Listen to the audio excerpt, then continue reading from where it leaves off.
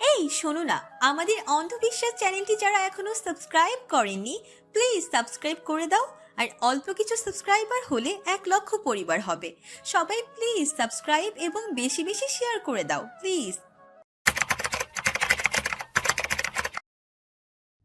আমার রাগ সবার উপর কেন ঝাড়ছ তুমি? আমি কারো ওপর রেগে নেই। তাহলে এমন অদ্ভুত আচরণ কেন করছো? তুমি তো অবুঝের মতো আচরণ করো না। ছোট চাচি করলে মানা যেত। তোরা অদ্ভুত কাজ করলে সেটা গ্রহণযোগ্য, আমি করলেই মানা যায় না। সব কিছুতে তোদের ইচ্ছে, তোদের সুবিধা, আমার না আছে ইচ্ছে আর না মন মর্জি। ঠিক আছে, তোমার মন মর্জিকেই প্রাধান্য দিলাম, বিয়ে করব না। শেখ বাড়িতে ফোন করে মানা করে দেব, বলবো আমার মায়ের কোণে পছন্দ হয়নি, এবার শান্ত হও, ভুলে যাও সব। চাঁদনি বেগম দুজনের কথোপকথন শুনতেই এসেছিলেন। নিশান্তের কথার লেজুর ধরে সঙ্গে যুক্ত করলেন, ভুলে গেলে চলবে না, শেখ বাড়ির বউটা আমাদের বাড়িরই মেয়ে। আমরা তাদের সঙ্গে যেরূপ আচরণ করব, ওরাও আমাদের মেয়ের সঙ্গে তেমন আচরণই করবে। আশরাফ কিন্তু সুলতানকে কথা দিয়ে এসেছে, তখন তোমরা মা ছেলে যাই সিদ্ধান্ত নেবে না কেন, সেটা পরোক্ষভাবে আমাদের মেয়ের উপরেই প্রভাব ফেলবে। বুদ্ধি বিবেচনার চেয়ে মন মর্জি যদি বেশি গুরুত্বপূর্ণ হয় তোমার কাছে, তাহলে শোভার আচরণের সঙ্গে তোমার কোনো ফারাক দেখছে না। সেই ক্ষেত্রে শোভাকে যেভাবে লাঠির উপরে রাখি, আজ থেকে তোমাকেও তাই রাখবো। আফিয়া স্তম্ভিত হয়ে শাশুড়ির দিকে তাকিয়ে রইলেন। যৌবনা দিবস ক্রমে তারুণ্যে হারিয়ে ম্লান হচ্ছে। বৃদ্ধার কোচকানো চামড়ার মতো বলি রেখা পড়েছে প্রকৃতিতে। ক্ষীণ দৃষ্টির মতোই ক্রমশ অন্ধকারে তলিয়ে যাচ্ছে চারপাশ। জমকালো সে এক বাড়িতে তখন নতুন এক সম্পর্কের সূচনা ঘটতে চলেছে। লিভিং রুমের সিলিংয়ে ঝুলে থাকা মস্ত ঝাড়বাতির নিচে আজ দুই পরিবারের গুরুত্বপূর্ণ সদস্যদের আনাগোনা। সোফায় বসে থাকা স্বল্প সর্দিত রমণীকে ঘিরে আছে সকলেই। কাউকেই বিশেষ আনন্দিত মনে হচ্ছে না। একটি আড়ম্বরহীন আমেজবিহীন বিয়ের সাক্ষী হতে সকলে উদ্গ্রীব, কিন্তু আসরে পাত্রের দেখা নেই। পাত্র ও তার মায়ের অনুপস্থিতি সকলের চিন্তার মূল কারণ হলেও বধূবেশী কন্যাটি নির্লিপ্ত। ক্ষণে ক্ষণে তার চোখের কোলে জল উকি দিলেও প্রাণপণে সে নিজেকে সামলে নিচ্ছে, যেন বর্ষার প্রবল স্রোতের ধাক্কায় বেড়িবাঁধ বিপর্যস্ত হয়েও বন্যা রোধ করতে পেরেছে। কতক্ষণ পারবে জানা নেই। তার অঙ্গে একটি পেঁয়াজ রঙের শাড়ি, জমিনের রূপালি জরি সুতোই ফুলের ছাপ। শাড়িটা সে ভাইয়ের বিয়েতে পরার উপলক্ষে কিনেছিল। নিজের বিয়েতে পড়তে হবে কে জানতো। অলংকার বলতে ওর জন্মদাত্রী মায়ের ব্যবহৃত এক জোড়া হীরের কানের দুল ও একটি লকেট। আশ্চর্যজনকভাবে তার সাদামাটা স্নিগ্ধ সজ্জার সঙ্গে তার সুন্দর মিলে গেছে। হাতের দুগাছি চুড়ি ধরে বেঁধে পরানো গেছে চাঁদনি বেগমের নির্দেশে। কাজে এসে বসে আছেন বিয়ে পড়াতে। অনন্ত ও শুভাও এসেছে ভাইয়ের বিয়ের সাক্ষী হতে। পুরো আয়োজনে ওরা দুজনেই হাসি মজা করছে। শুভা হঠাৎ মাথায় হাত দিয়ে বলল, ভাইয়া, তুমি আর আমি যে বঞ্চিত হলাম তা কি খেয়াল করেছো? বঞ্চিত? আর আমি? কে আমাকে অধিকার বঞ্চিত করলো এক্ষুনি বল। মানবাধিকার আইনে মামলা দেব। বড় ভাইয়া বউ পেল শেখ বাড়ি থেকে, আপুও বর পেল শেখ বাড়ি থেকে। তোমার আর আমার জন্য শেখ বাড়িতে কেউ অবশিষ্ট রইল না। এ আমাদের সঙ্গে অন্যায় হলো কিনা?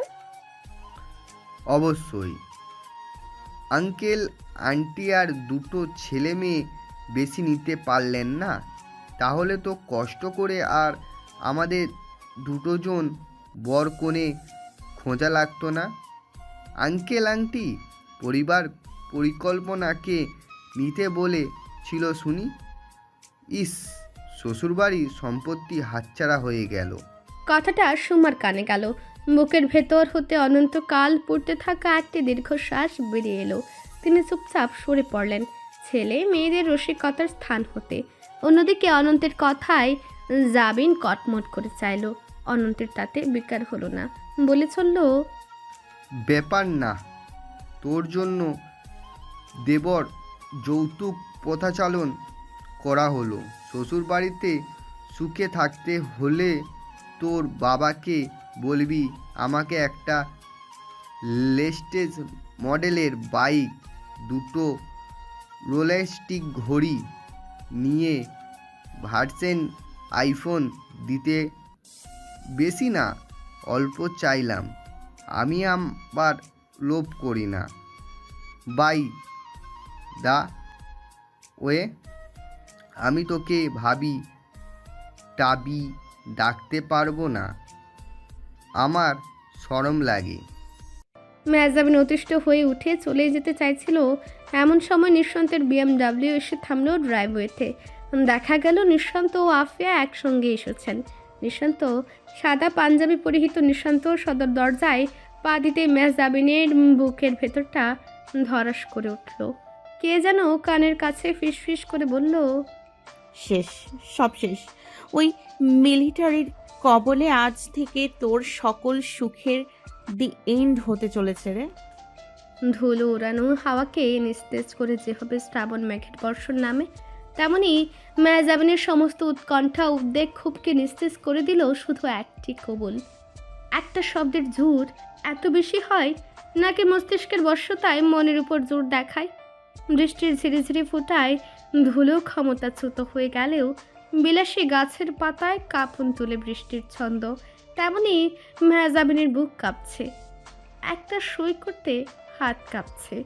নিজের নামটা এতটা বড় কোনো দিন মনে হয়নি তার, লেখা এতটা বিশ্রী মনে হয়নি।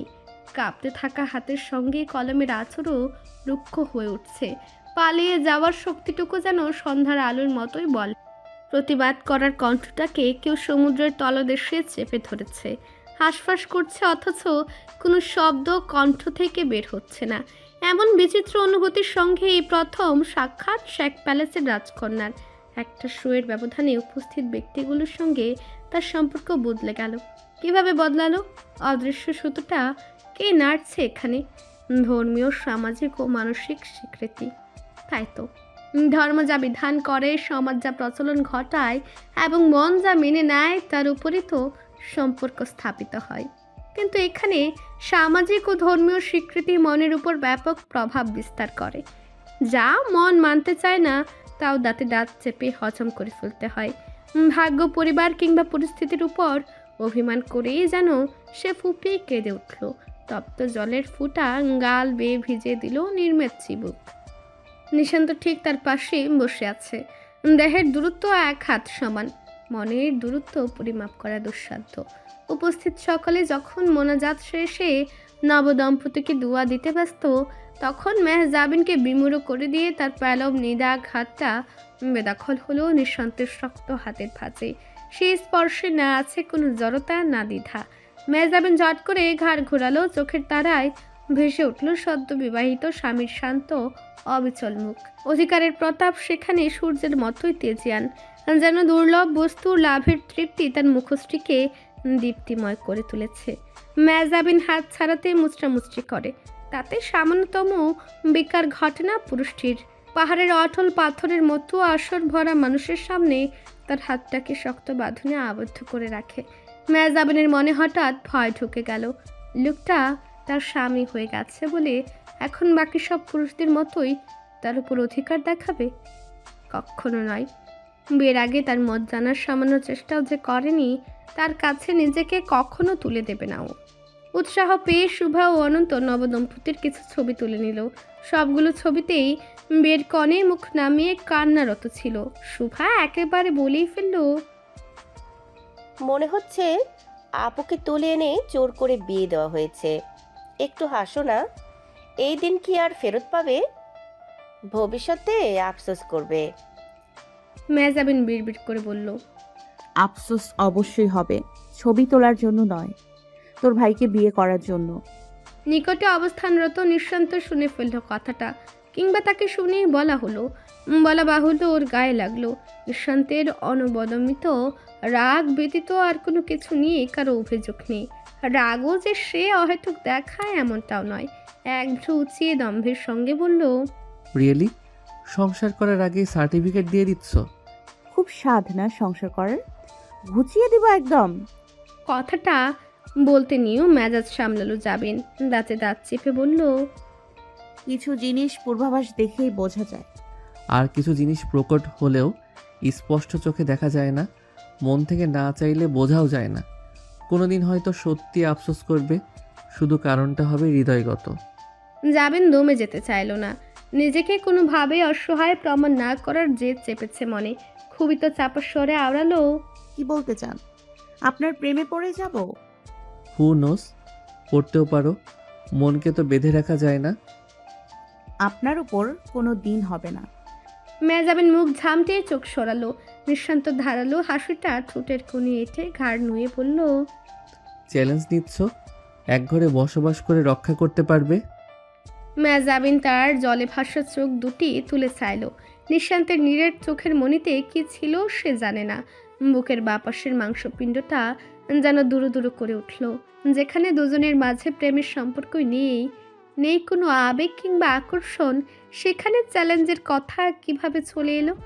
ঠিক তখনই অনন্ত কয়েকটা ক্লিক করে লাফিয়ে উঠে বলল, পারফেক্ট ক্যান্ডি। চোখে চোখ রেখে কি সুন্দর লাগছে দুজনকে। এই ছবি বাঁধিয়ে তোদের বেডরুমে টানিয়ে রাখবি, আর আমার প্রশংসা করে এক ঢোক পানি বেশি খাবি। দুজনের চাপা রেশারেশি সে যাত্রায় ভুন্ডুল হলো। ছবি তোলা শেষে জাবিনের হাতটা নিঃশান্ত যথাস্থানে ফিরিয়ে দিল। ইশারায় জাওয়াতকে এক্ষুনি ডেকে নিঃশান্ত উঠে গেল পাশ থেকে। জেদি পরিণীতার দিকে আর দৃষ্টি রেখে সমন রেখে বলল, তোর বোনের ফোনটা চেয়েছিলাম। জাওয়াত সঙ্গে রেখেছিল ফোনটা। এগিয়ে দিতে নিঃশান্ত সেটা নিজের জিম্মায় লুকিয়ে ফেলল। বলল, আজ যেন ও কোনোভাবেই সোশ্যাল মিডিয়ার নাগাল না পায়। জাওয়াত চিন্তিত স্বরে বলল, তোর প্ল্যানটা কি? আপাতত নিশ্চিত হতে হবে সত্যি মেহজাবিনকে ট্র্যাক করা হচ্ছে কিনা। কিছুক্ষণের মাঝেই আমি বেরিয়ে যাব। এরপর ওর সোশ্যাল অ্যাকাউন্ট থেকে একটা পোস্ট করা হবে। যদি আমার অনুমান সঠিক থাকে তবে ফোনটা ট্রেস করে কেউ নিশ্চিত সেখানে পৌঁছাবে। আমি সামনে থেকে সেই বান্দার নেক চেহারা দর্শন করতে চাই। আর আমরা যাকে খুঁজছি তার কি হবে? লোকটাকে না পেলে দেশ ছাড়াটা আমার জন্য নেহাত বোকামি হয়ে যাবে। কারণ আমার অবর্তমানে ওরা ফাঁকা ময়দানে গোল দেবে। দূর থেকে হাত কামড়ানো ছাড়া কিছুই করতে পারবো না। নিঃশান্ত কোনো জবাব দিতে পারল না। শুধু তার কপালের ভাঁজ জানান দিল চিন্তা তারও কম নয়। জাওদের ফ্লাইটের মাত্র 5 দিন বাকি, নিঃশান্তের সময় আরও কম। অপারেশনের মাত্র 3 দিন বাকি, এরপর সে আউট অফ টাউন হয়ে যাবে। দিলশান ক্লিনিকে পেশেন্ট দেখতে ব্যস্ত ছিল। সন্ধ্যার পর ভিড়টা একটু বেশি হয়। এ সময় অন্যদিকে মন দেওয়ার ফুরসত নেই। তবু সতর্ক মনের সংকল্প ছুটে যাচ্ছে। ফোনটা অনেকক্ষণ ধরে বাজছে। মিনি মনস্টার স্ক্রিনে ভেসে ওঠা নামটা দেখে রিসিভ করার ইচ্ছে উবে গেছে তার। কিন্তু বিপরীতে নারী বড়ই ব্যাপরুয়া। যা বলতে ফোন করা তা না জানিয়ে ছাড়বেই না। দিলশান বিরক্ত হয়ে ফোন রিসিভ করতেই স্পিকারে ভেসে এলো চঞ্চলা নারীর অধিকার সুলভ বাক্য, আপনি ফোন ধরছেন না কেন? অ্যাসিস্ট্যান্ট ময়দা সুন্দরী মেয়েটার সঙ্গে বুঝি বিজি? দিলশান পেশেন্টের সামনে নিজেকে যথাসম্ভব শান্ত রাখলো। ফুচকে মেয়ে তাকে টিচ করছে, কথা কাউকে বুঝতে দেওয়া যাবে না। সরে সে চাপা কণ্ঠে বলল, এসব কি ধরনের কথা শোভা? ময়দা সুন্দরীর সঙ্গে বিজি বলে কি বোঝাতে চাইছো? ও, আমি তো ভুলেই গেছি। আপনি বোঝেন কম। বেশি বুঝলে আমাকে কষ্ট করে সিঙ্গেল থাকা লাগতো না, এক বাচ্চার মা হয়ে যেতাম। ফোন করে বলতাম বাবুর ডাইপার শেষ, ফেরার পথে নিয়ে এসো। দিলশানের কাশি উঠে গেল। মেয়েটির জবানে কোনো লাগাম নেই। তোমার চিন্তা ভাবনা ভীষণ ডার্টি, নিজেকে পবিত্র করো, বুঝছো? I hate your mind. এখানে ডার্টির কি দেখলেন?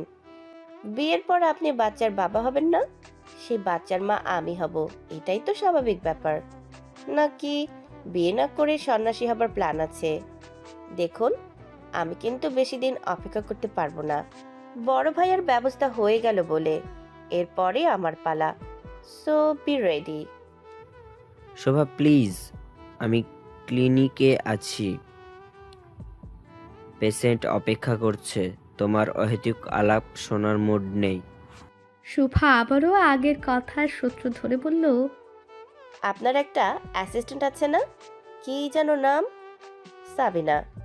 মুখের ওপর 2 ইঞ্চি পরিমাণ ময়দা মেখে আপনার আশেপাশে ঘুরঘুর করে। মেয়েটার নিয়ত ভালো না। তুমি কি করে জানলে? আমি তো জানবো, ভবিষ্যৎ স্বামীকে পাহারা দিতে হবে না? তার চরিত্র ঠিক রাখতে হবে। চরিত্রহীন কাউকে তো আর বিয়ে করতে পারি না। আপনি খবরদার সাবিনার দিকে তাকাবেন না, নয়তো চোখ গেলে দেব। লোক বলবে আমার বর কানা, তাতে সমস্যা নেই। আমাকে না দেখলে কাউকে দেখা লাগবে না। কি সাংঘাতিক! তুমি আমাকে থ্রেট দিচ্ছ?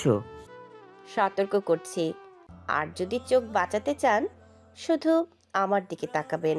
ন্যাচারাল বিউটি দেখলে চোখের জ্যোতি বাড়ে। আপনি তো আবার চশমাওয়ালা চোখের ডাক্তার, সুতরাং আমি আপনার চোখেরও মনের আরাম।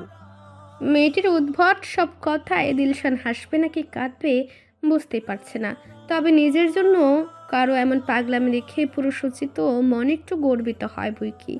বিদ্রুপের সুরে বলল, বাহ, ন্যাচারাল বিউটি দেখে যদি চোখের সমস্যা কমে যায় তাহলে কষ্ট করে ডাক্তারি পড়লাম কেন?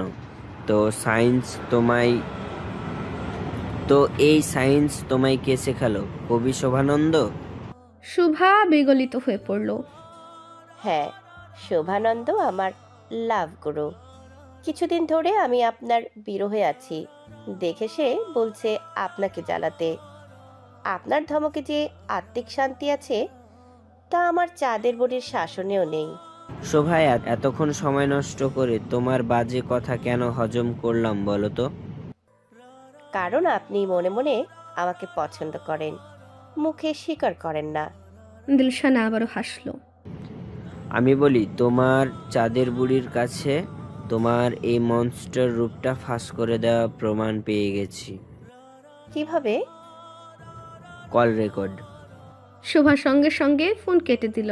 লাইনচ্যুত হতেই দিলশান নীরব হাসিতে মেতে উঠল। তর্কে এই মেয়ের সঙ্গে কিছুতেই পারবে না সে। তাকে দমাতে চায় কৌশল। বুদ্ধি করে চতুর শোভাকে মাত দিতে পেরে নিজের পিঠ চাপড়াতে ইচ্ছে হলো দিলশানের। রাত 9টায় মেহজাবিনের অ্যাকাউন্ট থেকে একটি পোস্ট করা হয়েছে, #lonely, সেলফ কোয়ালিটি টাইম দিয়ে সুন্দরভাবে উপস্থাপন করা হয়েছে। সে নিজেকে সঙ্গ দিতে একাকিত্বকে বেছে নিয়েছে।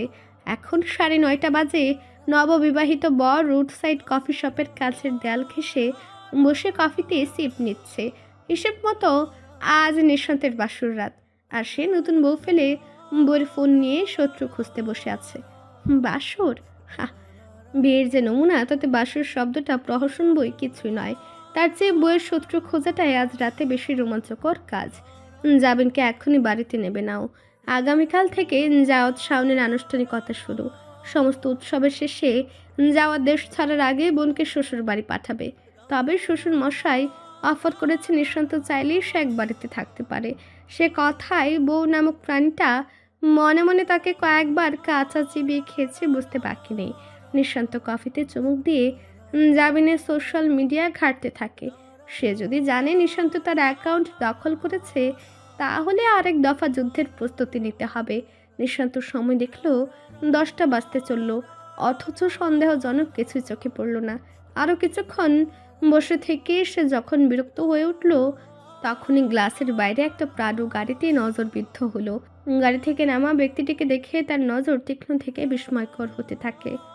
ঘড়ির কাঁটা জানান দিচ্ছে রাত 10:30 বাজে। সন্ধ্যায় সে একবারই তার সদা শান্তশিষ্ট বৈশিষ্ট্য হারালেও এখন আবারও শুনশান হয়ে গেছে। বাইরের কেউ ঘুণাক্ষরেও বুঝতে পারেনি এ বাড়ির মেয়ের আজ বিবাহ সম্পন্ন হয়েছে। দীপশিক্ষার সদস্যরা রাতের খাওয়া দাওয়ার পর বিদায় নিয়েছেন। বরের কোনো খবর নেই। জাওয়াত অপেক্ষায় থাকতে থাকতে এক পর্যায়ে কল করলো, রেসপন্স পেল না। বেজে বেজে কেটে গেল। পরপর 2 বার একই কাণ্ড হলে ভ্রুকুচকে এলো তার। চিন্তাগ্রস্ত মনে প্রথমেই ভাবনা এলো কোনো বিপদ হলো না তো। ঠিক তখনই একটি মেসেজ বিপ করলো তার মুঠোফোনে। জাওয়ান বিস্ফোরিত দৃষ্টিতে চেয়ে রইল বার্তাটির দিকে। মেহজাবিন শাড়ি বদলে রাতে ঘুমানোর উপযোগী ঢিলেঢালা ফতুয়া ধরনের পোশাক পরেছে। রুমে আপাতত সেও তানি খালা অবস্থান করছে।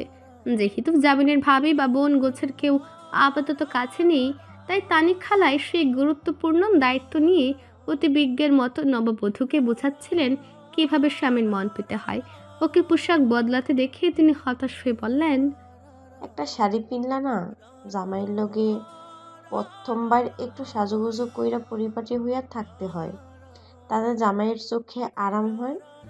যাবেন বিরক্ত হলো। সন্ধ্যা থেকে বাড়ির সকলের যত্নের কেন্দ্রবিন্দু হয়ে উঠেছে নিঃশান্ত। জামাই জামাই করে সবাই মাথায় তুলে ফেলেছে। এসব আদিখ্যাতা দাঁতে দাঁত চেপে হজম করতে হচ্ছে ওকে। বলল, কারো চোখের আরামের চেয়ে আমার ঘুমের আরাম গুরুত্বপূর্ণ।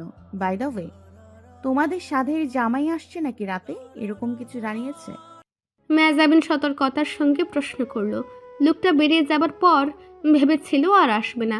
হাঁপ ছেড়ে বেঁচেছিল কোনো রকম প্রস্তুতি ব্যতীত স্বামী হয়ে যাওয়া অপছন্দের পুরুষের সঙ্গে রাত্রি যাপন তার জন্য অস্বস্তির। নিঃশান্ত কি শারীরিকভাবে উৎপীড়িত পুরুষ যে কবুল বলার উসিলায় নববধূর সান্নিধ্য পেতে রাত্রি যাপন করতে চলে আসবে? সে কি একটাবারও জাবিনের মনের অবস্থা ভাববে না? সকালের মেসেজটা মনে পড়ল ওর। সারা রাত শব্দটা মিন করেছিল তখন। তাহলে কি আসবেই? নিশান্তকে এতটা নিজ ভাবতেও যেন কষ্ট হচ্ছে জাবিনের। অবশ্য এলেও একটা কার্যোদ্ধার হবে। কিছু প্রশ্নের উত্তর চাই যেগুলো ওকে শান্তি দিচ্ছে না। বদলো কি সেই প্রশ্ন এড়াতে পালিয়ে বেড়াচ্ছে? তানি খালা জাবিনের চুল আশ্রয়ে বেরুনি করে দিতে দিতে বললেন, সবাই তো থাকতে কইলো, তুমি একটা ফোন দাও। বিয়া যখন হয়েছে তখন দূরে থাকা ঠিক না, ঝগড়া হোক মারামারি হোক, তবুও বিছানা আলাদা করবা না। স্বামী স্ত্রী দূরে থাকলে মাঝে শয়তান ঢুকে পড়ে। জাবিন তানি খালাকে থামিয়ে দিয়ে বলল, আজকের মতো সংসারের ক্লাস এই পর্যন্তই, পরে শিখিয়ে দিও। এখন গিয়ে ঘুমাও। তানি খালা যাওয়ার দিকে তাকিয়ে জাবিন ঘন ঘন মাথা নেড়ে বলল, কখনো না, কোনো দিন না। ও ঢিলে বেনুনি পিঠে ঝুলিয়ে বারান্দায় এসে দাঁড়ালো। ভাইয়ার বিয়ে উপলক্ষে পুরো বাড়ি লাইটিং করা হয়েছে।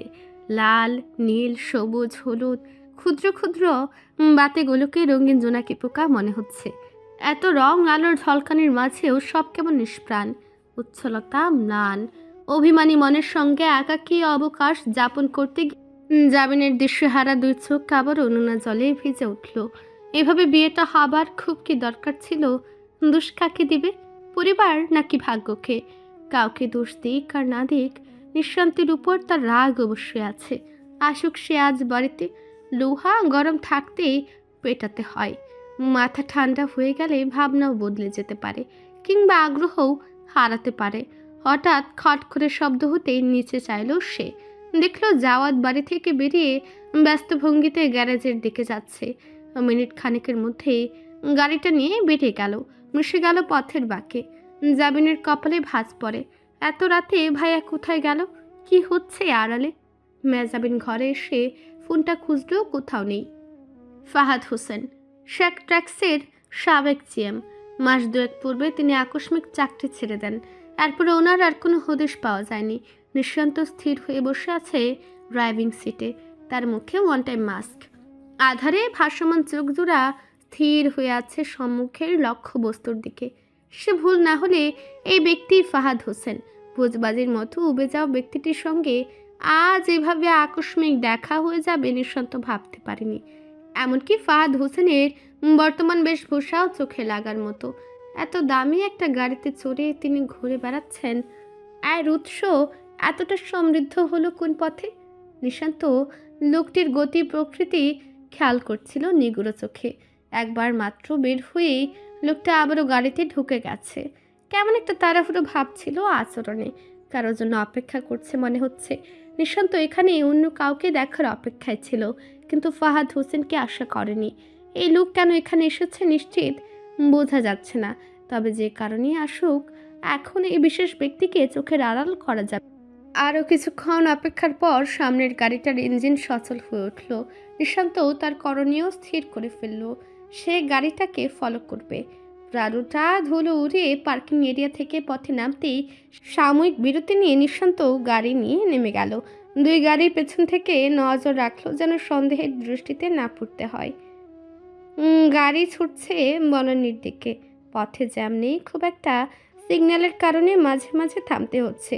নিশান্ত দূরত্ব কমিয়ে আরেক গাড়ি টপকে সামনে এসেছে যেন হারাতে না হয়। ড্যাশবোর্ডের উপরে ফোনটা কাঁপছে। নিশান্ত দেখল জাওয়াদের ফোন। রিসিভ করতে ওপাশ থেকে উত্তেজিত স্বর ভেসে এলো। কোথায় তুই? নিশান্তের তীক্ষ্ণ শ্রবণ ইন্দ্রিয় বুঝতে পারল জাওয়াদ ব্যস্ত পথে। আশপাশ থেকে গাড়ির আওয়াজ ভেসে আসছে। সে ছুটো করে উত্তর দিল, আমি ফাহাদ হোসেনের পেছনে আছি। ফলো করছিস? এছাড়া উপায় কি? কোথায় আছিস বল, আমিও আসছি। হুম, এই ভুল করিস না। তোর সাবেক জিএম তোর গাড়িটা অনায়াসে চিনে ফেলবে। জল ঘোলা করার দরকার নেই। স্বচ্ছ পানিতেই মাছের গতি প্রকৃতি খেয়াল করতে দে। এরপর? এয়ারপোর্ট কি ঠিক করতে হবে এখনই। তারও আগে দেখতে হবে ফাহাদ হোসেন গর্ত থেকে বেরিয়ে যাচ্ছেটা কোথায়। জাওয়াদ বাড়ি ফিরল রাত দুটোই। স্তব্ধ বাড়ির বাইরেটা আলোকিত হলেও ভেতরে নিগুড়ো অমাবস্যার জমাটবদ্ধ আধার বিছিয়ে আছে। এক্সট্রা চাবির সঙ্গে রেখেছিল বলে দরজা খোলা বন্ধের ঝামেলায় কাউকে জাগাতে হয়নি। তবু তার অনুপস্থিতি টের পেয়ে দুজন মানুষ জেগেছিল। একজন মিসেস সুমা, আরেকজন মিহা। জাওয়াদ ভেতরে ঢুকতেই মিসেস সুমাকে বসে থাকতে দেখতে পেল। মিসেস সুমা উদ্বেগের সঙ্গে উঠে দাঁড়িয়ে বললেন, কোথায় ছিলে এত রাত অবধি? একটু কাজ ছিল। তুমি জেগে আছো কেন? ঘুমিয়ে পড়ো। সুমার কপালের ভাঁজ তবু মিলিয়ে গেল না। বললেন, সব কিছু ঠিক আছে জাওয়াত? ঠিক আছে আম্মু, তুমি চিন্তা করো না। বাবাকেও কিছু বলার প্রয়োজন নেই। জাওয়াদ দোতলায় উঠতেই ক্ষীণ আলোয় মেহজাবিন পথ রোধ করলো। জাওয়াদ চমকে গেল ক্ষণিকের জন্য। তারপর জোরপূর্বক হাসার চেষ্টা করে বলল, এখনো ঘুমাসনি কেন? তুমি কোথায় গিয়েছিলে ভাইয়া? বোনের যারাকে আলগোছে পাশ কাটালো সে। দরকারি কাজ ছিল একটু। খুব টায়ার্ড লাগছে। জেগে থাকিস না, যা ঘুমা। জাওয়াদ চলে যাচ্ছিল, হঠাৎ মনে পড়েছে এমন ভঙ্গিতে দাঁড়িয়ে পকেট থেকে ফোনটা বের করলো। এগিয়ে দিয়ে বলল, তোর ফোনটা সন্ধ্যায় আমার কাছে ছিল, দিতে বলে গেছিলাম। মেহজাবিন এবার যার পরনায় অবাক হলো। জাওয়াদ চলে যেতে নিলে পেছন থেকে ডাকলো সে। ভাইয়া, নিশান্ত কোথায়? ওর বাড়িতে গেছে। এখানে আসতে রাজি হয়নি। বলল বিয়েটা হঠাৎ করে হয়েছে, সংসারটা ধীরে সুস্থ থাকুক। বুদ্ধিমান ছেলে। যা ঘুমিয়ে পড়। রাত তো বেশি বাকি নেই।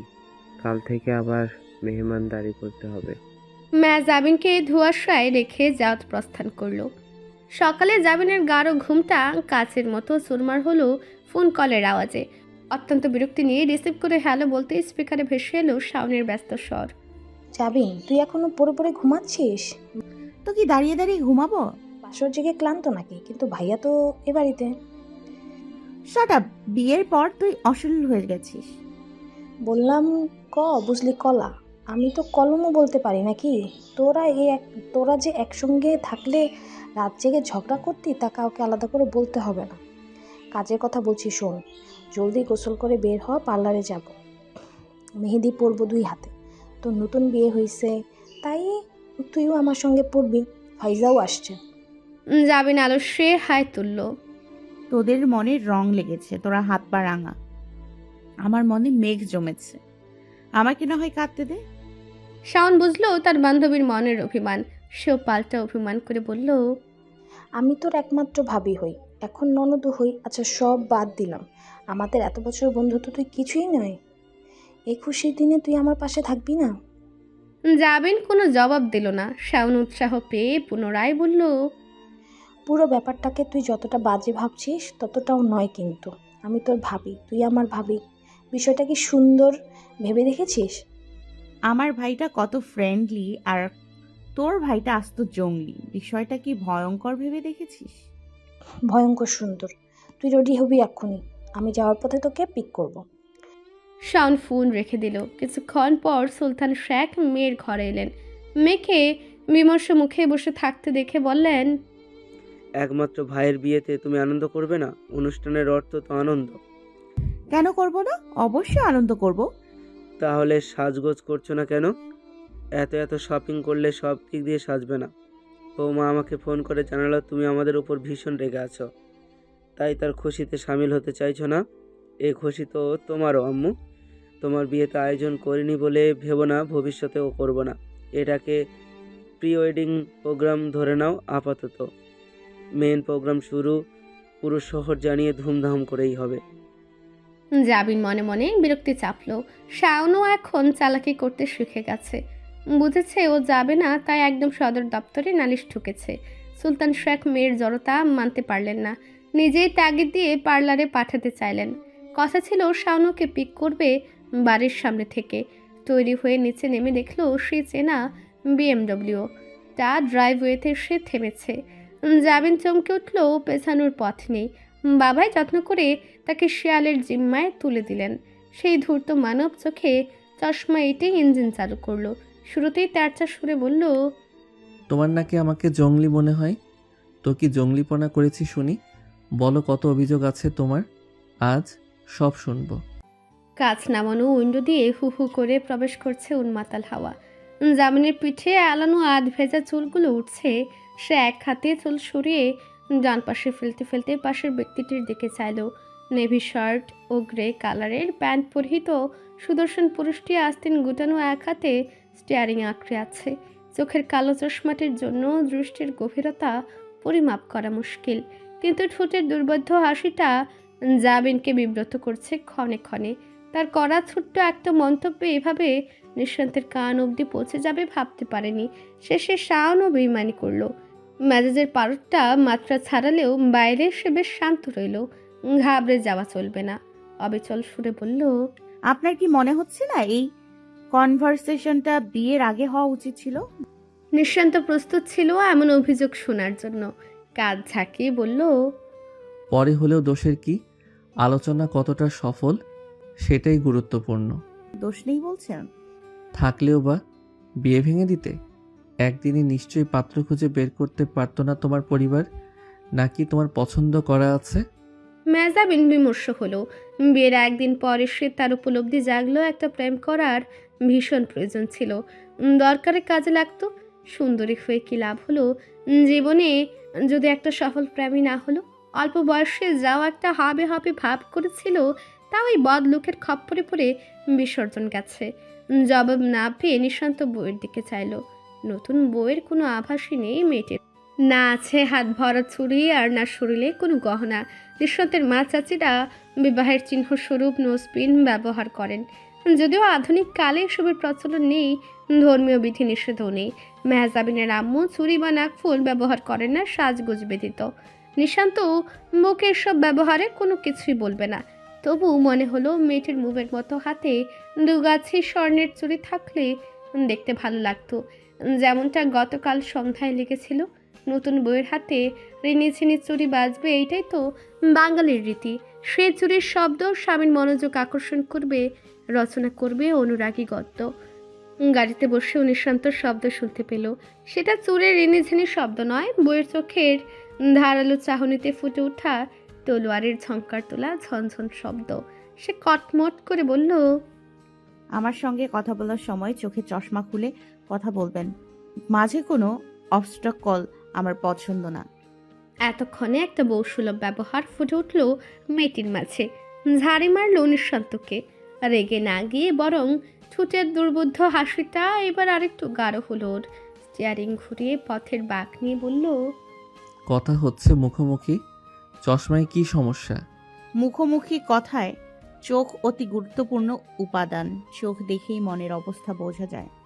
ও রেলি মেহজাবিন, তুমি চোখ দেখে মনের অবস্থাও বুঝতে পারো? আমি তো জানতাম বুলেট চেরা চোখ দেখলে তোমার প্যানিক অ্যাটাক হয়। মেজাবিন থতমত খেয়ে গেল। কথা কিঞ্চিত সত্য হলেও এখন তার মাঝে অসীম সাহস এসে ভর করেছে। বলা যায় শাওনের বিয়ের পর থেকে নিঃশান্তের ঘন ঘন সান্নিধ্যই তার মাঝের জড়তাকে অনেকটা কাটিয়ে দিয়েছে। আর এখন তো সে বউ। নিজের ভাবনায় নিজেকে কষে একটা চর দিতে ইচ্ছে হলো ওর। এক রাত না পেরোতেই নিজেকে বউ ভাবতে শুরু করেছে বেইমান মন। আর স্বামী, সেই বদের কথা ভাবলেই বউ হবার শখ মিটে যাচ্ছে একদম। এই ছিল কপালে। ঢঙ্গের বিয়ে মানি না। মনে মনে স্লোগান দিয়ে কথা সাজালো Jabin. Come to the point. Sure ma'am. আপনি আমায় বিয়ে করলেন কেন? সংসার করতে। আমার না হয় পরিবারের প্রেশার ছিল, আপনার তো ছিল না। শিলার সঙ্গে কমিটেড থেকেও কেন আমাকে বিয়ে করলেন? নিঃশান্ত গম্ভীর হয়ে গেল, বলতে লাগলো, ফার্স্ট অফ অল, শিলার সঙ্গে আমি কমিটেড, এটা তোমার ভ্রান্ত ধারণা। তার সঙ্গে আমি কোনো দিনই কমিটেড ছিলাম না, ইনফ্যাক্ট কারো সঙ্গেই না। তবে হ্যাঁ, পারিবারিকভাবে শিলার সঙ্গে বিয়ের কথা উঠেছিল, আমি মত দেইনি। কথার মাঝে ফুরন কাটল জাবিন। এবার কেন দিলেন? জামিন উৎসুক চোখে চেয়ে আছেন, যেন এই কথার উত্তরে অনেক কিছু নির্ভর করছে। নিঃশান্ত তা বুঝলেও শ্রাগ করে বলল, নিজেকে এতটা ইম্পর্টেন্ট ভাবার কিছুই নেই। তোমাকে তোমার বাবার আদেশ মানতে হলো, আমিও সব দিক বিবেচনা করে দেখলাম তোমার পরিবারের পাশে দাঁড়ানো উচিত। মেহজাবিনের রাগ হলো। সামনের কথোপকথনের ইঙ্গিতে তার মনে হয়েছিল নিঃশান্ত বুঝি তাকে পছন্দ করে, তাই বিয়ে করতে রাজি হয়েছে। কিন্তু না, এই লোক তো শুরুতেই বলে দিল নিজেকে গুরুত্বপূর্ণ না ভাবতে, অর্থাৎ দয়া দেখালো। জাবিন তীক্ষ্ণ কণ্ঠে বিদ্রুপ করলো, বাহ, তাই দয়া দেখিয়ে বিয়ে করে নিলেন কেন? আমি কি বানের জলে ভেসে যাচ্ছিলাম? তুমি নিজেই তো বানের জল, কোন দিকে প্রবাহিত হও ঠিক নেই। বলতে কি চান? এতদিন জানতাম রাগটা আমার বেশি, এখন দেখি তুমি আস্ত বদমেজাজি। রাখছো কেন? তুমি বিবাহযোগ্যা, তোমার বাবা অসুস্থ অবস্থায় আশা করেছেন তোমাকে পাত্রস্থ করবেন, তোমার কোনো পছন্দও ছিল না, কাজেই প্রশ্নবিদ্ধ করতে পারো না, অভিযোগ করতে পারো। আর একটু সময় দেওয়া যেত, লুকিয়ে চুরিয়ে না হয়ে ধীরে সুস্থে হতে পারতো। হয়নি যেহেতু তোমাকে বুঝতে হবে তোমার বাবা ভাই কেউ অবিবেচক নয়, নিশ্চয়ই ভেবেচিন্তে সিদ্ধান্ত নিয়েছে। আর আমার প্রতি যে অভিযোগ আনলে তার ব্যাপারে বলতে হয়, বিয়ে জীবনের গুরুত্বপূর্ণ অংশ, দয়া দেখিয়ে মানব সেবা করা যায়, সংসার নয়। আমারও কোনো পছন্দ ছিল না যে আপত্তি তুলব। বিয়েটা কোনো রকমে হলেও সংসারটা ভালো মতোই করবো আমরা। মেহজাবিন জানে বিয়েটা হবার পিছনে নিশ্চয়ই কোনো কারণ আছে। কারণটা সাধারণ কিছুই নয়, গুরুতর। তবু বিয়ের সিদ্ধান্তটাও মানতে পারছে না। মাও তাকে ধোঁয়াশায় রেখেছেন, তবে আশ্বাসও দিয়েছেন নয়তো এত সহজে নিঃশান্তকে সে বিয়ে করে নেয়। নিঃশান্ত জিজ্ঞেস করলো, অভিযোগ শেষ? শুরুই তো করলাম না। বলে ফেলো। সংসার করার আগে দুজনের মনকে প্রস্তুত হতে হবে। আপনি ধরেই নিচ্ছেন আমরা সংসার করব? তুমি কি ডিভোর্স দেওয়ার ফোন দিয়ে আসছো? মেহজাবিন কোনো জবাব দিল না। নিঃশান্তের চোয়াল শক্ত হলো। জাজওয়েল কণ্ঠে বলল, ক্লিন ইমেজ আমার, কোনো ব্যর্থতা নেই। একটা ডিভোর্সের ট্যাগ তুমি লাগাতে পারবে না। মেহজাবিন দু চোখ জ্বলে উঠল। জোর করে রাখবেন? চেষ্টা বিনা ছেড়েও দেব না। শুভকামনা। বলে জানালার দিকে মুখ ফেরালো জাবিন। তোমার জন্যেও। থমথমে গলায় জানালো নিঃশান্ত। নীরবতা নেমে এসেছিল দুজনের মাঝে। ব্যস্ত সড়কের যানবাহনের শব্দ ও কোলাহল চারিদিকে। সিগন্যালে আটকেছে গাড়িটা। সিগন্যাল ছাড়তে নিঃশান্ত পুনরায় বলল, বললে না তো। কি? আমাকে কেন জঙ্গলি মনে হয়? কি ওয়াইল্ডনেস দেখলে আমার মাঝে? কিছু হলেই শিকারীর মতো ঝাঁপিয়ে পড়ে, হুঙ্কার ছাড়েন, কথায় কথায় হুমকি দেন। সজারুর মতো খোঁচা মারা তো আপনার প্রিয় স্বভাব। দ্রুত ঈগলের মতো চোখে চেয়ে থাকেন, কণ্ঠ তো সিংহের গর্জনের মতোই। এসব জঙ্গলিপনা নয়? নিঃশান্ত উত্তর শুনে কৌতুক বোধ করলো। বাঁকা একটা চাহনি দিয়েও দৃষ্টি সোজা করে ফেললো। রয়ে শুয়ে বলল, নিশান্তের রিয়েল ওয়াইল্ডনেস দেখার সৌভাগ্য শুধু তার শিকারদের হয়েছে। তুমি বোধহয় একমাত্র শিকার হতে চলেছ যে নির্মমতা সয়েও টিকে থাকবে। মেহজাবিন ফালফাল করে চেয়ে রইল দুর্বুদ্ধ মুখটার দিকে। নিঃশান্ত পুনরায় বলল, পথ শেষ, পার্লার এসে গেছি। এটি একটি অসফল আলোচনা ছিল, বাকি অভিযোগ তোলা থাক, পরেও শোনা যাবে। তোমাদের কাজ শেষ হলে জানাবে, এসে নিয়ে যাব। একা বের হবে না কেউ। হুকুম করছেন? নিঃশান্ত চোখ থেকে চশমাটা খুলে ফেলল। গভীর দৃষ্টি নিক্ষেপ করে শক্ত গলায় বলল, ইয়েস, ইটস অ্যান অর্ডার। মেহজাবিনকে পার্লারে নামিয়ে দিয়ে নিঃশান্তের গাড়ি ছুটছে বনানীর পথে। মেয়েদের সাজগোজ শেষ হতে হতে বিকেল গড়া। এইটুকু সময়ে নিঃশান্তকে বেশ কয়েকটি কার্য সমাপ্ত করতে হবে। বাড়িটা 3 তলা। আশেপাশের 5-10 তলা ভবনের সামনে এই উচ্চতা যেন নস্যি। শুধু তাই নয়, চাকচিক্যের দিক থেকেও মলিন। বাড়ির সামনে আয়রন রোডের একটি লম্বা গেট, তার মধ্যেও আরও একটি পকেট গেট। ভেতরে কারা কারা আছে বোঝা মুশকিল। নিঃশান্তের ইনফরমার গত রাত থেকে বাড়ির আশেপাশে পাহারায় ছিল। কে বের হয়েছে, কোথায় গেছে, সমস্ত খবর সংগ্রহ করেছে।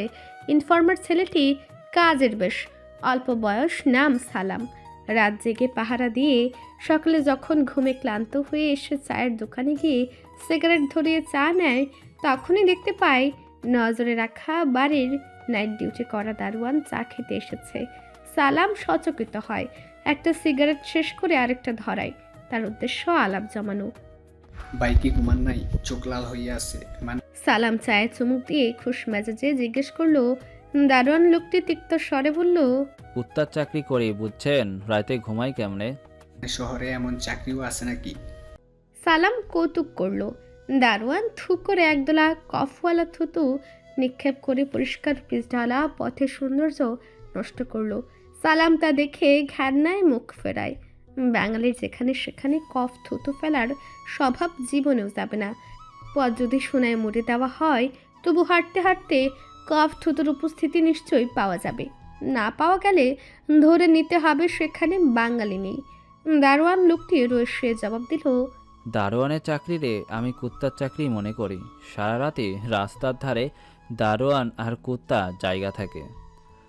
সালাম একটু বিরোধ করার চেষ্টা করলো। কথাটা ঠিক কইলেন না ভাই, কোনো কাজই ছোট করে দেখা ঠিক না, কামাই তো হারাম না। কোনো কাজই ছোট করা দেখি না, কোনো কাজেরই ছোট করাই দেখা ঠিক নয়। এই কথা মিডিয়াতেই সুন্দর মানায়, বাস্তবে যদি মানুষ তাই দেখতো তাহলে এত ভেদাভেদ হইতো না। বড় লোকের বাড়ির দারোয়ানের চাকরি কইরা দেখছি, হেরা আমাগো কুত্তার চেয়েও দেখে, হেরা আমাগো কুত্তার চোখেই দেখে। মানুষ ভাবলেই মানুষের মতো ব্যবহার করত। কথা একটু ভুল আছে, লোমালা কুত্তারে বড় লোকেরা বিছানা নিয়ে ঘুমায়, বিদেশি ফুড কিনে খাওয়ায়, কাশি দিলেও ডাক্তার দেখায়, দারোয়ানের সঙ্গে তা করে না। দারোয়ান রোগা লোকটি আর একটু দুঃখী হয়ে উঠল। চায়ে চুমুক দেবার কথা ভুলে গেল। বলল, তাহলে বুঝেন আমরা হেগো চোখে কত নিচে। ভাই মনে হয় কোনো কারণে রাইগে আছেন, আপনার মালিক কি কুত্তার মতো দুর্ব্যবহার করে নাকি? দারোয়ান লোকটি চোখ তুলে সরাসরি সালামের দিকে চাইল। সালাম একটু ঘাবড়ালো। দ্রুতই এগুলো নাকি? দারোয়ান সন্দিগ্ন চোখে চেয়ে বলল, আপনারে তল্লাটে আগে তো দেখি নাই, কাল রাত থাইগায় দেখতাছি। সালাম হকচকে গেলেও সামনে নিল দক্ষভাবে। বলল, গ্রাম থেকে আসছিলাম শহরে কামের খোঁজে, কাম না হইলেও আঙ্গুরির লগে মহাব্বত হইল। এই মাইয়া আমার টাকা পয়সা কস কইরা খাইয়া এখন নতুন কারো সন্তান পাইছি, তারই খুঁজতেছি কাল থেকে। শুনছি এলাকায় কার বাড়িতে নাকি কাম নিছে, মাইয়া আস্ত বদমাইশ। সালাম চিন্তিত হলো দারোয়ান কথাটি বিশ্বাস করবে কিনা। আশ্বস্ত হলো যখন রোগা লোকটি বলল, ও মাইয়া মানুষের কেস, এইসব টাউট মায়াগরও ছাই দিয়া ধরতে পারবে না। ভাই কইলেন না তো, মালিকের উপরে তো রাগ কেন? না মানে আমিও দারোয়ানের চাকরি করার বাসনা করতেছি, তাই কোন এলাকা কেমন যাই না রাখা ভালো। আর কয়েন না, শালার মালিক বাড়িতে মাসে একবার আসে না, সেই মেহমানের পোলা পায়নি এক একটা টাউট। সকালে একটা আইলো গেট খুলতে দেরি হয়েছে বইলা বাপ তুইলা গালাগালি দিল। এরকম দুর্ব্যবহার সয়ে চাকরি করেন? দিন শেষে পেটি সব ভাই, তাছাড়া কইলাম না এরা মেহমান, কয়দিন আমোদ ফুর্তি করব আবার যাইবগা। কালকে একটাই আইছে, আজ তার পোলায় আইছে, কেডা জানে কয়দিন থাকে। স্পিকারের সমস্ত কথাই শুনতে পেয়েছে নিঃশান্ত। বুঝতে পারে এখানে শুধু ফাহাদ হোসেন নয়, তার ছেলেও এসে উঠেছে সকালে। ছেলের ব্যাপারে নিঃশান্ত আগ্রহ বোধ করলো। তার সম্পর্কে বিস্তারিত জানা প্রয়োজন। টার্গেট করা শিকারের আশপাশ সম্পর্কেও অবগত হওয়া ভালো। কোনো ফাঁক ফুকর জুটে গেলে সহজেই প্রবেশ করা সম্ভব। সমস্যা হলো ওদের কারো ফোন নম্বর নেই। থাকলে র্যাবে কর্মরত বন্ধুকে দিয়ে সিম কোম্পানিতে যোগাযোগ করে ডিটেলস বের করে আনতে পারত। কাজ আরেকটু এগোতো। নিঃশান্তের কাজ এখন শুধু অপেক্ষা করা, একটা সুযোগের অপেক্ষা। দুপুরের ঠিক আগ মুহূর্তে কালো গেটটির ভেতর থেকে গত রাতের প্রাডোটা বের হলো। নিশান্ত আশেপাশে ছিল, খবর পেয়ে সে ক্যাচ করতে অসুবিধা হলো না। গাড়িতে কে আছে নিশ্চিত না জেনেই পিছু নিয়েছে সে, অনেকটা অন্ধ গলিতে হাত টানোর মতোই। দুটো সিগন্যাল পেরিয়ে গাড়িটা তেল ভরতে থামলো। নিশান্ত তখনই নিশ্চিত হলো গাড়িতে ফাহাদ হোসেন নেই। কিছুক্ষণ আগে খবর পাওয়া সোর্সের তথ্য মতে এই অল্প বয়সী যুবকটি ফাহাদ হোসেনের ছেলে জিসান, যার মাধ্যমে একটা মাত দেওয়ার সুযোগ সে পেতে চলেছে। ব্রাইডাল মেহেদি পরার মতো ধৈর্য নিয়ে শুভা জন্মায়নি। 4 ঘন্টা ধরে থেমে থেমে জাবিন ও শাওনের 2 হাতে মেহেদি দেওয়া হয়েছে। এরপর মুখে স্পা ট্রিটমেন্ট নিয়ে মেকআপ করতে বসেছে। এর মাঝে শুভার অনেক কাজ শেষ হয়েছে। দুপুরে রান্না করা হয়েছিল স্ট্রিট ডগদের খাওয়ানোর জন্য। স্বেচ্ছাসেবী ছেলেমেয়েরা মিলে সেসব বিভিন্ন স্থানে সাপ্লাই দিয়েছে। শুভার কাছে আপাতত স্কুটি নেই, তাতে কি, বন্ধুর বাইক নিয়ে শহরে ছুটেছে। বাইক, স্কুটি বা যে কোনো যানবাহন চালানোর উপরেই তার দক্ষতা আছে। লেডি বাইকার হিসেবে কম্পিটিশনে অংশ নেওয়ার ইচ্ছে থাকলেও বাড়ির সকলের কঠোর আপত্তিতে তা করা হয়নি। শুভার সঙ্গে সর্বদা মেডিসিন থাকে। পথে ঘাযুক্ত কুকুর বিড়াল পেলে লেগে যায় ট্রিটমেন্ট দিতে। কামড়, নখের আঁচড়ের অগণিত দাগ তার 2 হাতে পায়ে। ইনজেকশন দিতে হয় তার জন্য, তবু থেমে থাকে না। কিছুদিনের মাঝেই ওদের র্যাবিস ভ্যাকসিনের কর্মকাণ্ড শুরু হবে। কুকুরের কামড় খেয়েও তাকে আদর করে পেছনে ছুটতে হয়। তখন ইনজেকশন পুশ করতে হয়, পথ চলতে চলতে কাজ করতে হয় বলেই ও সংস্থার নাম দিয়েছে যেতে যেতে পথে। মেয়েটির এইসব দুঃসাহসিক কর্মকাণ্ড নিয়ে বাড়ির সবার ভয়ও আছে। শুভান দুপুরের পর বাইক ছুটে পার্লারে এলো। সামনের হলুদের মেকআপ করা তখন শুরু হয়েছে। জাবিন বিরক্ত হয়ে 2 হাতের মেহেদি দেখছে। তালুতে আবার সুন্দর করে তার ও তার বদ স্বামী নামের অক্ষর দিয়ে ডিজাইন করা হয়েছে। এটা করা হয়েছে জাবিনকে না জানিয়ে। ক্লান্তিতে এমনিতেই সে ঘুম ঘুম ভাব নিয়ে 2 হাত মেলে বসেছিল। তখনই শাওন কার সাজিটা করেছে। কেউ দেখলে কি ভাববে? জাবিনের এখন প্রিয় বান্ধবীর মাথা ফাটাতে ইচ্ছে করছে। নেহাত সে ভাইয়ার বউ, তার কিছু হলে ভাইয়া কষ্ট পাবে বলেই যেন দাঁতে দাঁত চেপে হজম করে নিচ্ছে ভাবের অত্যাচার। শুভা পার্লারে ঢুকে হুলস্থুল বাঁধিয়ে দিল। হ্যানা আর্টিস্টকে ডেকে অস্থির গলায় বলল, আমারও তো ধৈর্য নেই যে হাত ভরে মেহেদি দেব। আপনি শুধু আমার 1 হাতের তালুতে ডিজাইন করে দিবেন, আমি যেভাবে বলবো সেভাবে, ওকে? হাতের তালুতে সুন্দর করে মেহেদি পড়ল শুভা। টানা ইংরেজি শব্দে দিলশান নামটি লিখতে ভুলল না। এটা সে লিখলো লুকিয়ে। হ্যানা আর্টিস্টকে চোখ টিপে বুঝিয়ে দিয়েছিল বলে রক্ষা। হলুদের অনুষ্ঠানে দিলশান সব পরিবারে আমন্ত্রিত। সেখানে তাকে কিভাবে সাহায্য করবে সেই ফোন দিয়ে আসছে মনে মনে। ব্যাটা শুভার সঙ্গে চালাকি করে, একবার বাগে পেয়ে নিক। ঘুমের ঘুরেও শুভাকেই দেখবে সে। হলুদের সাজ শেষ হতে হতে বিকেল গড়ালো। কনের সঙ্গে ফ্রিতে সেজেছে ফায়েজা ও মিষ্টি। তবু মিষ্টি বারবার সবুজ হলুদ মিশেলে শাড়ি পরা জাবিনকে ঘুরে ঘুরে দেখে বলল, শাওন আপুর চেয়ে কোনো অংশে কম হলো না মেহজাবিন আপুর সাজ, মনে হচ্ছে 2 জনেরই হলুদ। শাওন হেসে বলল, ধরে নে তাই। বিয়ের আয়োজনের জন্য কনভেনশন হল ভাড়া করা হয়েছে। এখান থেকে ওরা সরাসরি সেখানেই যাবে। যথাসময়ে নিশান্ত নিতে এলো ওদের। একে একে সকলে গাড়ির ব্যাক সিটে উঠে গেল। সামনের সিট অঘোষিতভাবে ফাঁকা রইল একজনের জন্য। মেজাবিন শক্ত হয়ে দাঁড়িয়ে আছে। নিশান্ত আপাতদস্তক নিজের স্ত্রীকে দেখে নিল। আশেপাশের মানুষরাও মুগ্ধ চোখে দেখছে। নিশান্ত এগিয়ে এসে গাড়ির দরজা খুলে তাকে দেহের আড়াল করে ফেলল। এক পেশে হাসির আড়ালে অসন্তোষ লুকিয়ে বলল, বেআইন সাহেবা, মানুষকে সাজ দেখানো শেষ হলে গাড়িতে উঠুন। ভুলে যাবেন না আপনি শুধু একজনের জন্যই সংরক্ষিত। হাসির আড়ালে লুকানো ধমক যেন মেজাবিন বুঝতে পারল। তার চেয়েও বেশি বিহব্বল করল সংরক্ষিত শব্দটি। ক্রুর মেজাজে বলল, বেআই সাহেব, আপনার কি মনে হচ্ছে না আপনি একটু বেশি কনসার্ন দেখাচ্ছেন আমার প্রতি? একদমই না। আপনি নিজেকে নিয়ে সচেতন না হলে আমাকে যে হতেই হবে। আমার একমাত্র বৈধ বেআইন বলে কথা। শুভ্র শরতের শেষে গুটিসুটি পায়ে পদার্পণ করা হেমন্তের গায়ে লিপ্টে থাকা হিমগন্ধে রাতের আবহ স্নিগ্ধ হয়। তীর করে বয়ে যাওয়া নিশি হাওয়া জানান দেয় তুষার রাজ্য থেকে হিমকন্যা আসতে চলেছে প্রকৃতিতে। তার সাগরাত শিশিরকে একটু আগেই পাঠিয়ে দেওয়া হয় সবুজ ঘাসের উপর জলবিন্দুর গালে চাপ পেতে তাকে বরণ করার প্রস্তুতি নিতে। শহর হতে দূরে যেখানে প্রকৃতির নিবিড় ছায়া বিছিয়ে থাকে বাংলার বুকে, সেখানে ইতিমধ্যে হেমন্ত তার ঘুমটা তুলে মুখ দর্শন দিয়েছে। তেজে সূর্যটা সেখানে দুপুরের পর মূর্ছা যায়। সন্ধ্যা নামে প্রকৃতির নগ্ন গায়ে কাপন ধরিয়ে বালক বালিকারা কাঁথা মুড়িয়ে জবুথবু হয়ে ঘুমায়। শহরের সেই সুখ বড্ড ফিকে। কনভেনশন হলের লোকে লোকারণ্য সমাবেশ ছেড়ে দোতলার নির্জন বারান্দায় দাঁড়িয়ে মেহজাবিন হেমন্তের রাতে মনোনিবেশ করেছিল। সেখানে সে তার জীবনের প্রথম কাজের আইডিয়া পেয়েছিল, ডিওড্রপ। মায়ের ফ্যাশন ব্র্যান্ডের অধীনে শীতকালীন পোশাকের কালেকশন আনতে চলেছে। জীবনের প্রথম অফিসিয়াল পদক্ষেপ। শিশিরের প্রতি অপার মুগ্ধতা থেকেই তার প্রথম কালেকশনের মাঝেও সেই ছোঁয়া ফুটিয়ে তুলবে। ডিজাইনটা মানুষপটে আপনাতেই নিহারের মতো জমতে শুরু করলো। ইস, নোটপ্যাডটা কেন যে হাতের কাছে নিয়েই মন বেচারা নিষ্পিস করে উঠল। পরক্ষণে কারো ডাক শুনে খেয়াল হলো সে তার জীবনের গুরুত্বপূর্ণ একটি দিনে অবস্থান করছে। ভাইয়ার গায়ে হলুদ।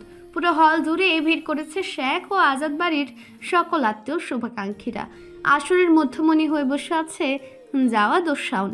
তাদের ঘিরে অসংখ্য লাইট, ক্যামেরা, সেলফি, ভিডিওর ছড়াছড়ি। বড়দেরকে একত্রে নিয়ে হলুদের পর তরুণদের জন্য রাতভর গান বাজনার আয়োজনও আছে। মৃদলয়ে পিয়ানো বাজছে এক কোণে। গম গম করা আবহের থেকে দূরে থাকতেই জাবিনের একাকী হেমন্ত বিলাস। লোক সমাগমে আজও সে কমফোর্টেবল নয়। স্নিগ্ধ শিশির ঝরা হেমন্তে বাউকুরানির মতোই অনন্ত এসে চিন্তার সাম্রাজ্য খান খান করে দিল। ভারী স্বরের অস্থির কণ্ঠে বলল, কি রে ভাইয়া, বউ ভাবি তুই আমাদের থেকে পালিয়ে বেড়াচ্ছিস কেন? পালিয়ে বেড়ানোর কারণটা এইমাত্র অনন্ত আবার করলো। তাকে ভাইয়ের বউ, ভাবি ইত্যাদি বলে বারবার বিব্রত করছে। মেহজাবিন শব্দগুলোর সঙ্গে মানিয়ে নিতে পারছে না। যতবার কেউ তাকে বৈবাহিক সম্পর্ক মনে করাচ্ছে, ততবার জঙ্গলি লোকটা তার মনের ভেতর ঢুকে উত্ত্যক্ত করছে। বেআইন ডেকে তার উপর খবরদারি করছে। জাবিন বিরক্ত মুখে জবাব দিল, ভাবি বলা বন্ধ না করলে দূরে থাকবি। কেন, তোর কি ছোঁয়াচে রোগ হয়েছে? অনন্তের আকস্মিক প্রশ্নে জাবিন কটমট করে চাইল। ফায়জা অনন্তের পিঠ পিছে থেকে ওকে দিয়ে বলল, বিয়ে একটা ছোঁয়াচে রোগ। কোনো যুবতীর বিয়ে হলে তার সমবয়সী বোন এবং বান্ধবীর মাঝেও তা প্রভাব বিস্তার করে। শুধু বিয়ে বিয়ে পায়। জাবিন তীব্র চোখে চাইতে ফায়জা আবারও বলল, নয়তো দেখ না, শাওনের বিয়ে হলো, তার সঙ্গে থেকে তোরটাও হয়ে গেল। এখন আমারও বিয়ে বিয়ে পাচ্ছে, শুধু পাত্রটা পাচ্ছি না। আমিও। জাবিন বন্ধুদের দিকে চেয়ে হতাশ শ্বাস ফেলল। ফায়জাকে সকালে সত্যিটা জানানো হয়েছে। গোপনীয়তা রক্ষার করা হুকুমও দেওয়া হয়েছে। কে শুনবে কার কথা? ভরা হলের মাঝেও এরা মজা নিতে ছাড়ছে না। অনন্ত বলল, চল স্টেজে উঠবি, আমার গ্রুপ ফটো তুলব, ফটো শ্যুট বাকি। জাবিনের যেতে ইচ্ছে করছিল না। এমনিতেই একটু আগে রাজ্যের ছবি তুলেছে। লাইটের উজ্জ্বল আলোয় মাথা ধরে গেছে। তবু সবার মন রক্ষায় রাজি হলো। চলে যাওয়ার সময় হুট করেই তার চোখ গেল হলের সামনের রাস্তায়। আবছায় দাঁড়ানো ব্যক্তিটাকে দেখে মুহূর্তেই তার দৃষ্টি বিস্ফোরিত হয়ে উঠল। আমিন। হলুদের নির্দিষ্ট ড্রেস কোড দেওয়া হয়েছিল। মেয়েরা পরবে গোলাপি রঙের শাড়ি আর ছেলেরা পরবে কচি লেবু পাতা রঙের পাঞ্জাবি। দিলশান তার মায়ের সঙ্গে কচি লেবু পাতা রঙের পাঞ্জাবি পরে দাওয়াত অ্যাটেন্ড করতে এসেছে। হালকা রং তার পছন্দ, কিন্তু এই রংটা কেন জানি ভালো লাগছে না। তার মনে হচ্ছে নিজেকে ভীষণ বাজে দেখাচ্ছে, যেই ধারণা আদৌ সত্যি নয়। অবিবাহিত মেয়েদের নজরে এই অল্প বয়সী সুদর্শন ডাক্তার ইতিমধ্যেই পড়ে গেছে। তবে দিলশানের মন বোধ হয় অজান্তেই অন্য কারো দেখা চাইছিল, যাকে এখনও সে দেখেনি। দিলশান উপস্থিত, অথচ শুভা মৌমাছির মতো উড়ে আসেনি। বিরলতম আশ্চর্যের ব্যাপার বটে। দস্তগীর গিন্নি সুলেখার কথা বলাই বাহুল্য। পার্লার থেকে সেজে এসেছেন। সর্বদা যত্ন নেওয়া টনটন ত্বক, আধুনিক মেকআপের আচর, ঘাড় অবধি খোলা চুল ও ছিপছিপে দেহের মাধুর্যে বয়সটা যেন আরো কম দেখাচ্ছে।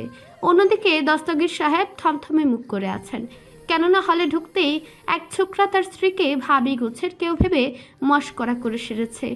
গোলাপ ও রজনীগন্ধার স্টিক দিয়েছে। সুলেখা মিষ্টি হেসে সেটা গ্রহণও করেছেন। তাতে দস্তগীর সাহেব রেগে আগুন। ছোকরা না হয় ভুল ভেবে ফুল দিল। সুলেখা কেন নিল? সুলেখা প্রতিবাদ করে বললেন, দেখো, তুমি আমার কদর না বুঝলেও পুরো দুনিয়া বুঝে। তারা জানে কিভাবে বিউটিকে ফুল দিয়ে সম্মান করতে হয়। হ্যাঁ, তা তো দেখতেই পাচ্ছি। আমার বউ এখন জাতির ভাবি হয়ে গেছে, আর আমাকে ডাকছে আঙ্কেল। হতচ্ছাড়ার দল। সুলেখা গর্বের হাসি হাসলেন। দস্তগীর সাহেব থমথমে কণ্ঠে ছেলেকে ডেকে বললেন, শোন, তুই মিনিটে মিনিটে মাকে রাখবি, উচ্চস্বরে রাখবি। সমস্ত অতিথিরা যেন জানতে পারে এই মহিলা তোর মা। এটা আমার লিভিং রুম নয়, একটু সতর্ক হও, নয়তো আমি দূরে গেলাম, তোমরা ঝগড়া করো। দিলশান সত্যি দৌড়ে সরে গেল। ঠিক তখনই মিষ্টি এসে পথ রোধ করল ওর। বলল, আপনি কি পাশের বাড়ির মতিচোর? মানে? হোয়াট হাউজের ইলিশ বয়? কে তুমি? কি বলছো এসব? আমি পেশেন্ট প্রার্থী। শুনলাম আপনি নাকি ডাক্তার। আমার বোন অসুস্থ হয়ে পড়েছে, নিঃশ্বাস এটকে আসছে। এখন তখন অবস্থা, নিড ইউর হেল্প। এক্ষুনি আসুন, ওই যে রেস্ট রুমের দিকটায়।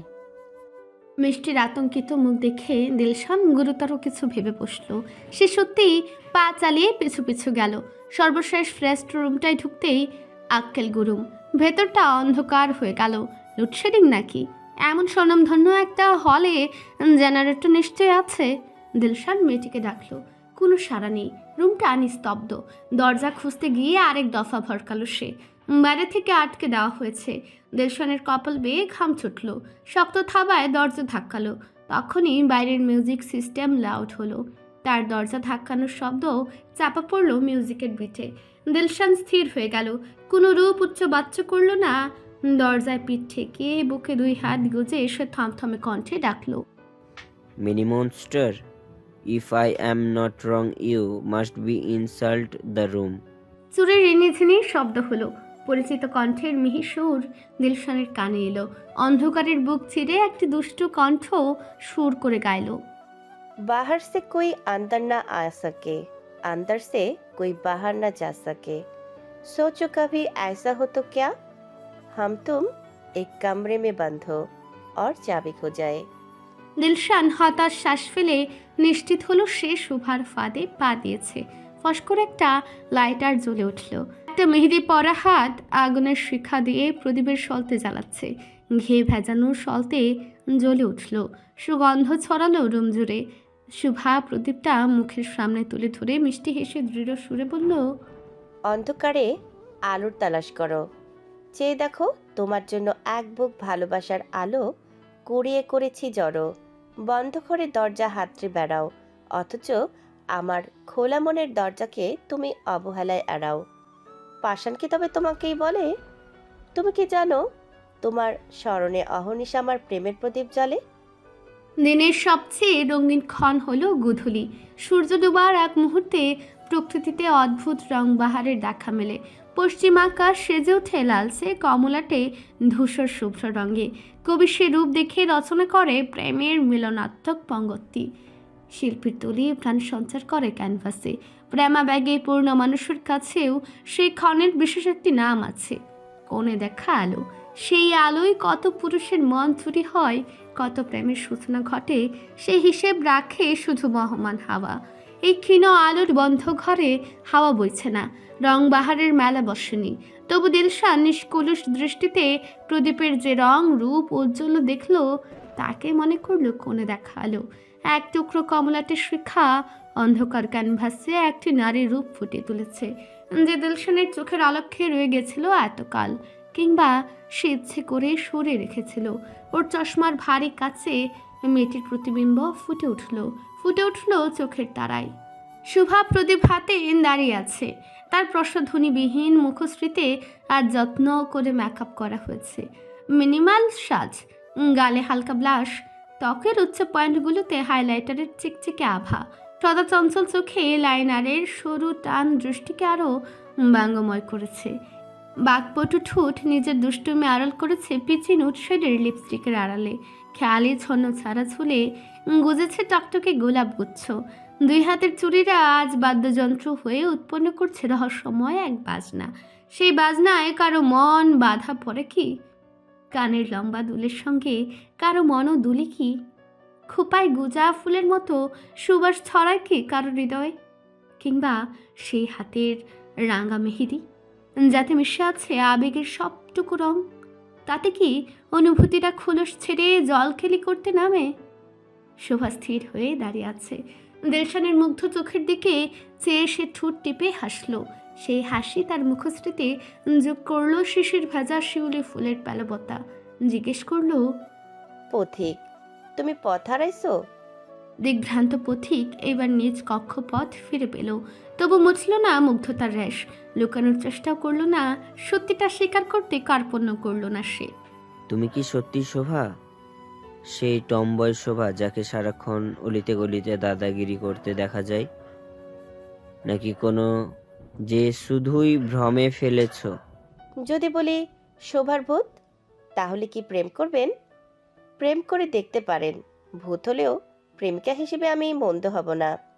বলেই শোভা চোখ টিপল। আমার মনে হয় ভূতের চেয়ে শোভা বেশি ডেঞ্জার। তার মতো নিপুণভাবে ঘাড়ে চেপে বসার দক্ষতা ভূত জাতিরও নেই। তাই নিজেকে ভূত বলে অবলা ভূত জাতি অপমান করো না। অপমানটা বুঝতে পেরে শোভা ঠোঁট ফোলালো, দু চোখে অভিযোগের পশরা মেলে বলল, নিয়মিত ভালোবাসার গল্প শুনতে এবং পড়তে আমাদের অন্ধবিশ্বাস চ্যানেলটি সাবস্ক্রাইব করে পাশে থাকা বেল আইকনটি ক্লিক করুন। ধন্যবাদ সবাইকে।